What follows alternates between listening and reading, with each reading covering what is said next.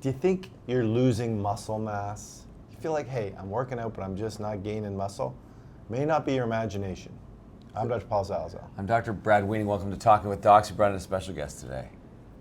Hey guys. Hey. Dr. Jay Manjoo. Yeah. Down the highway from us, a colleague from the last couple decades, and we're bringing him in today to talk about sarcopenia. I feel like your intro is almost like a very personal, Paul. Do you feel like you're working out? You're No, just not getting me. the gains you're Just looking for? asking for a friend. Asking for a friend, exactly. Sarcopenia. You know where that comes from? Latin, I suspect. No, Greek, okay. Sarco meaning flesh, penia meaning poverty. Okay, poverty of the flesh. flesh. Okay, nice. We have penia beside a lot of stuff. Osteopenia, Yeah. cytopenia, leukopenia. Now we're talking about sarcopenia. Okay. I thought it was Jamaican. Oh. Okay. So what is sarcopenia and why does it matter to our viewers? Okay, so sarcopenia is basically, as Paul was saying, the loss of muscle mass, right? So as we get older, we start losing muscle mass. It kind of switches. So when we're younger, we're putting on more muscle than we're losing. As we get older, that balance switches. So by 30 years old, we start losing 3 to 8% of our muscle mass per decade, and then that speeds up. So at 60 years old, the data shows that 1 in every 10 patients are sarcopenic. Mm-hmm. Then when we get to 80, that becomes 1 in 3. Well, that's a lot of muscle mass. Now, normally we think of muscle because Brad and I are kind of like the Hans and Franz of medical information here. I'm Hans. And I'm Franz. And we want to pump you up. But the main thing you think about is like as your bulky muscle, right? We know in the body there's 3 types of muscle, right? There's skeletal, there's cardiac, and there's smooth muscle. We're talking about skeletal muscle here. Right. And can we just run over some of the other functions? Like we know muscle contracts, right? Yeah. Moves your bones, moves your joints. I just want to touch on the 5 other sort of important functions that muscle does, just so people understand how big a deal this is when you lose muscle mass. Yeah, so muscle mass, and especially for your viewers, I think the main thing that it does and people don't appreciate as you get older is your independence, your vitality, your ability to just do stuff, right? To like walk up the stairs, carry your groceries, and that's, as you lose muscle mass, that's when you go from being older to being frail. Okay, so it's not just going to the grocery store and saying I can't buy the big watermelon, I got to buy the smaller watermelon. Exactly, right? And the other thing I was touching on was like the other things that muscle does. It plays a crucial role in energy, right? It stores glycogen, plays a big role in glucose regulation. Yep. We've talked about that a lot. Protein metabolism. Muscle's an endocrine organ, right? It gives off cytokines, which are like hormones that it gives off. And if you have more muscle mass, your basal metabolic rate goes up. So you're burning more energy. It makes up 20% of your basal metabolic rate. Like that's incredible. So it has so many more functions that are important. So losing the muscle mass is so significant. So significant. And so 80% of the glucose in your meal gets dumped into your muscle. And so it has a huge regulating effect on glucose metabolism, on diabetes, obesity, because like you're just burning fat just by sitting down, doing nothing, right? When you have big muscle. And those myokines you're talking about are very important. So the myokines decrease chronic inflammation, decreases the risk of cancer over the long haul. And there's actual data that shows that when you have strong skeletal muscle, the risk of heart disease is lower. Right? Okay, so this loss of muscle mass that's natural and normal, sarcopenia, is a big deal. Huge deal. For more than just trying to move. Right. And that's a big deal in itself. And the thing for our channel, we're all about health span, not just about lifespan, right? Right. And I think that's where medicine has kind of shifted, right? We just don't want you just to get old. We want you to be old and successful. Exactly. And you wanna try to compress all those diseased years at the end, but really, really thrive till the end. And I think we're learning more and more every day that if you can stay strong and mobile and flexible, this is how, it's not just about hip fractures. Obviously that's a big part of it as we get old, right? You don't want a hip fracture. But if you can do all these other things, you can pick up your grandkids, you can go for a walk with your wife. So it changes like every single aspect of your health. Yeah, we're here for a healthy time, not a long time. Like I had to change that song, So Trooper. like getting older, I think, has changed, right? You know, they say 60 is the new 40. Yeah. You know, I think that was 20 years ago, right? Right. I think 80 is the new 60 right now, wow. right? Yeah. Like, we have a lot of my patients are out there playing golf, playing pickleball, you know, like some of them still playing tennis, right? Okay. At 80. I mean, not well, Yeah, obviously. well. Like, I could still beat them, but I bet you can. I probably couldn't. Leave a comment if you think you can beat Dr. Manjoo. We're actually gonna have an open challenge and have a little bracket where you can beat him down. I bet you have skill opinion when it comes to those. That's right. All right. So yeah. So as we age, we want to continue being active. that's right. Yeah. And another thing for me too is just like muscle. We don't have a lot of 20-year-olds watching our channel. We have a few. A few, yes. They're mostly So, family. yes, but you're doing the right thing by investing in your bone density and in your muscle mass. That's Because right. just like a bank account and compound interest, if you can invest early on in your life, it's going to pay a lot of dividends later on. Not that if you're 60 and you haven't done anything, you can't start doing stuff. Yeah. Correct. But Yeah. you are starting a little bit behind the start line. Yeah. So investing early and often and staying consistent is one of those keys. That's right. Okay. So let's say we're in that age now where we're experiencing sarcopenia. Not we. Theoretically. Yeah. Theoretically. One maybe. Yeah. Some of our viewers perhaps. Yeah. What can we do to combat this? Yeah, so as Brad was saying, like you want to, as much as you can, put it on early. Like if you're in that point where you've Right. still not have it done. So buy a time machine. Yeah. A. Exercise, right? So resistance training, and it doesn't. You don't need to be. You don't need to be lifting like heavy weights, pumping iron. So they're like simple things, right? So there's this great book called Body by Science. Did you write that? I helped. I was consulting. But basically what it shows is, you know, if you are lifting maybe even 60% of your maximum weight, Okay. right? Maximum weight that you can lift. That you can lift, Right. right? And not even 60, like it even goes down to like 50, 40%. But, you know, you're going really slow, time under load. So, you know, you're just going really slow, and then you do it to fatigue. Okay. Focusing on the eccentric contractions. Okay. And you do that once a week, right? Once a week? Yeah, once a week. 5 major muscles, one set, once a week, 5 major muscles. You maintain your muscle mass, and you actually can increase your muscle mass.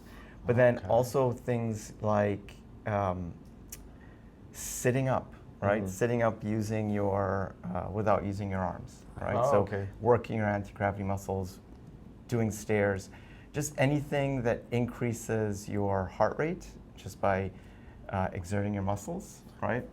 And the key is consistency, not intensity. Right? Okay, So, so- even if you do a little bit every day. All right, so almost trying to work it into your lifestyle instead of trying to Exactly. dedicate a certain, like, I mean, it is important to dedicate a certain amount of time to exercise, but in addition, if you can incorporate it into your lifestyle, like take the stairs instead of the elevator, Right. sit up using your legs instead of cheating with your arms, Yep. those kind of things you're saying can also help. Yes, like even like so you do habit stacking, right? So something as simple as, it sounds silly, but like lifting one leg up when you're brushing your teeth. That Right? does sound silly. I know. Yeah. I do it. You Yeah. do that? Yeah. Right. Stop. It's good for balance. It's good for Really? balance. It Yeah. engages your core. Yeah. It sounds crazy. It connects those neuromuscular Brushing pathways Yeah. for Yeah. for maintaining balance. Yeah. Right. There have actually been some good studies that show it can predict mortality. Like Yes. Yeah. like it's crazy. So there are two big predictors of mortality, Yeah. and all muscle based. So one is grip strength, right, Right. which doesn't, it's not intuitive, Yeah. right? And the other is this test called the sit to stand test, Yes. yeah. right? Yeah. So basically, you're standing up, and then you sit down without using your arms, Yeah. and you stand up without using your arms. You got 5 points for sitting down, 5 points for standing up. And it's remarkable and disturbing that it can predict mortality within 6 years. Wow. And often more sensitive than blood pressure. Yep. Like not Yep. just cardiovascular mortality, but like all cause All mortality. Yeah. mortality. It's very Right. Yeah, we impressive. made a video on that one. Right. Yeah, it is amazing. And if you think about muscle, like Yep. it's, muscle is tissue, right? Because it's a bunch of cells doing a certain function. Yep. It's also an organ because it's a collection of different tissues to do a more complicated function, right? So Yep. if you think of your biceps or your quads, those are organs, right? And try and think of another organ that you can train to make better. So you can ramp up. Yeah, like you can't train your kidneys. What if you like hold your pee though? That won't help. That'll train your bladder to a certain So you degree. can train your bladder. Okay. Yeah, or damage it. Yeah, potentially. But muscles, liver can regenerate itself, fine, I'll give you that. Heart can improve its efficiency with working out for sure. But actually to create more, to make it bigger, Yep. and to make it function better, muscle is one of the only organs Totally agree. you can do that. What I would say, like an important point to take home here about the exercise. So totally agree that one time a week I think is useful.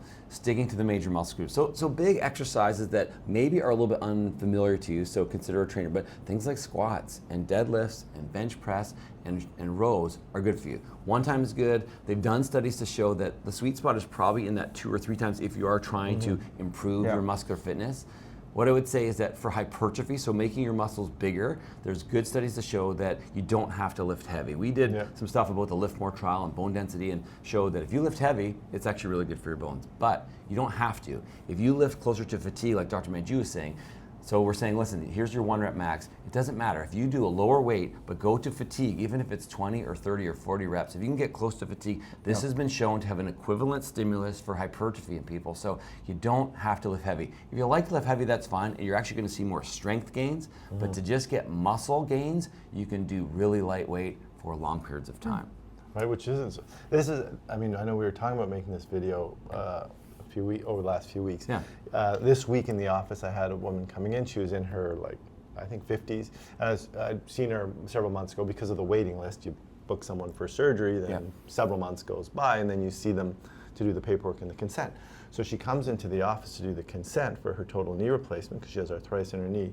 And she's transformed her body. Like she lost about 30, 35 pounds, but she goes to the gym every day, and she's like ripped now, right? To the point where our staff in the front are like, wow, you're fit. Like, I didn't recognize her, right? Wow. And she comes in, I'm like, okay, and I looked at her, I'm like, you don't look like the kind of person I do a knee replacement. She goes, yeah, I want to talk to you about that. I think I can postpone it now. Yeah.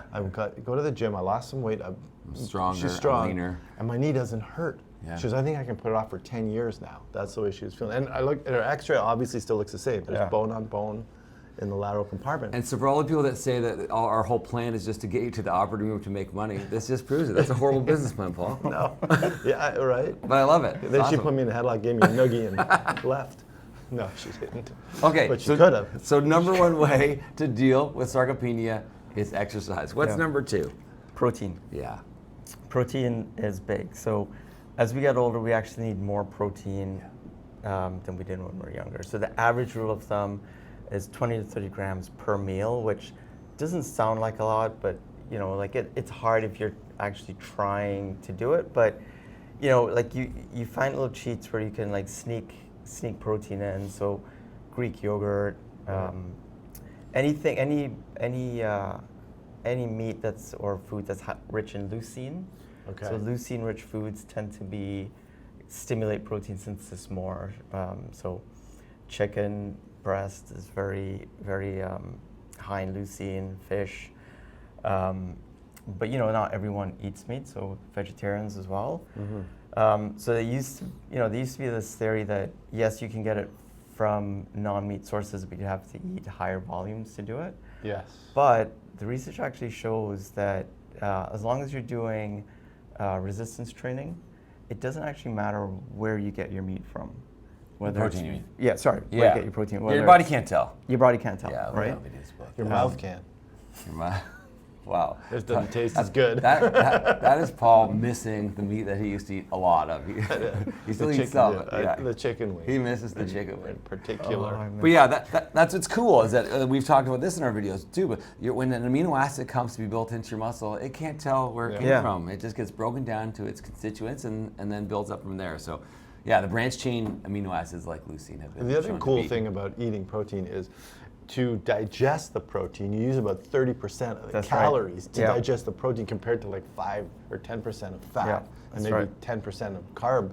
So the protein, you're eating a lot of calories, Yep. but you're using almost a third of them just to digest the thing. That's why you get the meat sweats at night if you eat a lot of Good, meat, Joey. right? Well, that's it.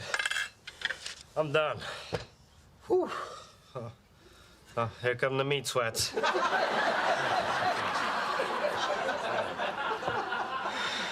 Joey, we're all very proud of you.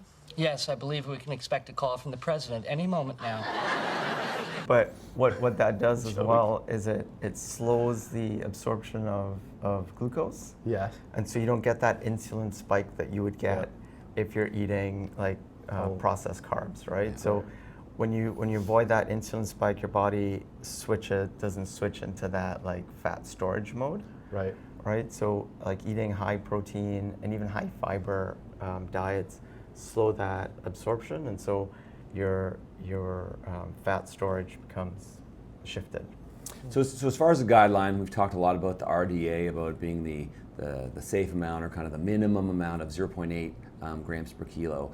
Recommendations are probably in the 1 to 1.2 grams per kilo, and then if you actually have sarcopenia, probably closer to 1.5, which unfortunately for some older people who often, because of dentition or motivation or whatever, eat less calories, access to food insecurity is a very real problem nowadays, becomes a little more onerous, and you have to be, like you said, a little more intentional, because if you have 70 grams of protein in one meal, that's not as useful as if you spread 20 or 30 3 times a day. 3 times a day. That's right. Okay, so I've got the resistance training we talked about. I'm increasing my protein. What else can I do just to battle this sarcopenia? Are those the two main things? Those are the two main things, to be honest.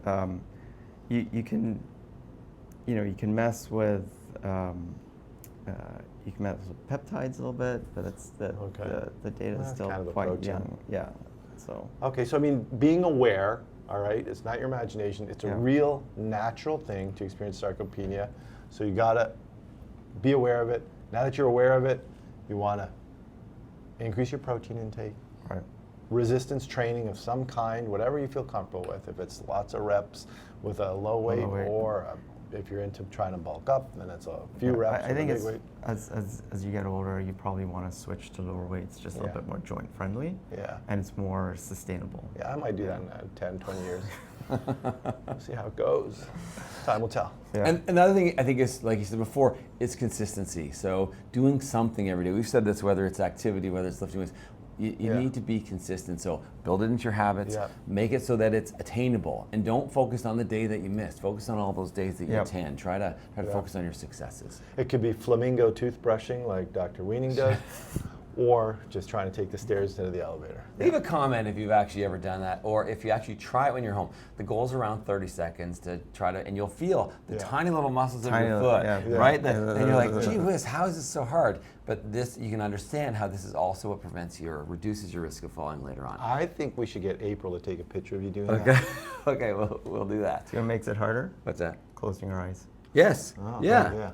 Because you lose that visual feedback and becomes all proprioception. And that leads right into our hip fracture video. There you go. Yeah. So please leave your comment on this topic. It's critical to all of us. It's going to help us live healthier, longer, better lives. And if you like this video, please like it, subscribe to our channel, share it with someone that you think would benefit from this information. And thank you, Dr. Manjoo. You have a clinic that you're running that helps manage this kind of stuff? Yeah, so in Burlington we've started doing an osteoporosis clinic. And part of that is because we're seeing, like in our practices, patients fracturing and they're coming back with fractures. And I think there's this sense that I get that people see a fracture and they're like, oh, but I'll heal from that fracture. Or, will my mom heal from that fracture? Will that fracture heal? The fracture will heal, right? Especially if you come to us. But right. Okay. But what happens during that time when you're healing is that you start losing that muscle mass, you start losing your independence, and so it's more of a function not just of the fracture, but it's a loss of mobility, it's a loss of independence, and I find that patients generally don't get back exactly to where they were. Like some patients who are very motivated, they do for sure. Yeah. But the other thing is that once you have one fracture, the data shows that there's a 1 in 5% chance in the next 2 years you're going to get another fracture, right? And so up until this point in time, osteoporosis programs have been kind of trying to prevent the second fracture, right? But what that doesn't see is the effect that first fracture has on patients. So what we're trying to do in Burlington is we're trying to, and we're opening this up to everyone, is we're trying to prevent that first fracture. We're trying to see people, find out, do you have osteoporosis and do you need to be treated? And treatment is not medication per se. Treatment, if you're very early, could be lifestyle modification. So diet, exercise, just anything that loads the joint, right? So that's the goal we're trying to get. And I'm trying to shift people's view from like a hip fracture, like instead of thinking of it as a fracture, think of it as a bone attack, like instead of a heart attack, right? The mortality from a hip fracture is actually higher than mortality from a heart attack. Yeah. Right? It's like 15% in 1 year versus 10%. And then what happens is that once somebody gets a heart attack, 80% of people after a heart attack get adequate treatment, so it decreases the risk of the next heart attack. 25% of people who have a hip fracture get adequate treatment to prevent the second hip fracture. Right, so osteoporosis is this very undertreated, silent disease that costs the patient their independence. It costs the province about $700 million a year, and that's 10-year-old data. Yeah. Right? So you're just looking to be a little more proactive, a little less reactive. Exactly. And that's whether your muscle, your bones, your finances, it's a good principle for life. Yeah. We'll put your details in the description Yeah. so no one wants to find you and hunt you down and Correct. get There you your go. services. All right. I'm Dr. Paul Zalzal. Thanks so much for watching Talking with Docs, guys. Remember, you are in charge of your own health. Dr. Manjoo, thank you so much. See you guys. Thanks. See you next time.